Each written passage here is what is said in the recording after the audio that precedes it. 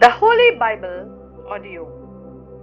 Old Testament, Exodus chapter 1.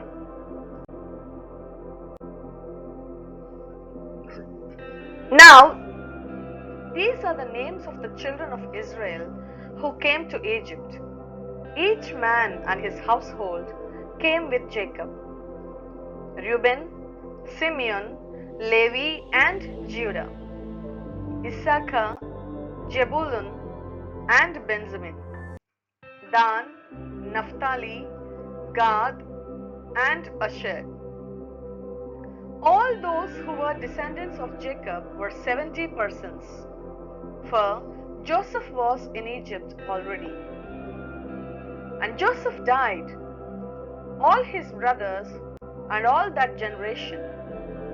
But the children of Israel were fruitful and increased abundantly, multiplied, and grew exceedingly mighty, and the land was filled with them. Now there arose a new king over Egypt, who did not know Joseph. And he said to his people, "Look, the people of the children of Israel are more and mightier than we.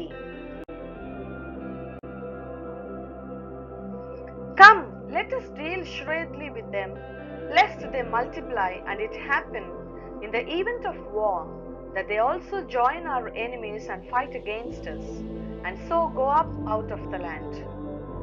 Therefore they set taskmasters over them to afflict them with their burdens. And they built for Pharaoh supply cities, Pithom and Ramses. But the more they afflicted them, the more they multiplied and grew, and they were in dread of the children of Israel. So the Egyptians made the children of Israel serve with rigor, and they made their lives bitter with hard bondage, in mortar, in brick, and in all manner of service in the field. All their service in which they made them serve was with rigor. Then the king of Egypt spoke to the Hebrew midwives, of whom the name of one was Shiphrah, and the name of the other Pure.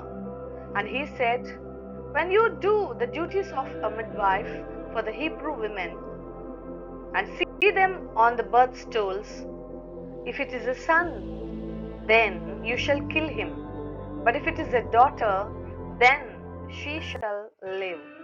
But the midwives feared God, and did not do as the king of Egypt commanded them, but saved the male children alive. So the king of Egypt called for the midwives and said to them, "Why have you done this thing, and saved the male children alive?"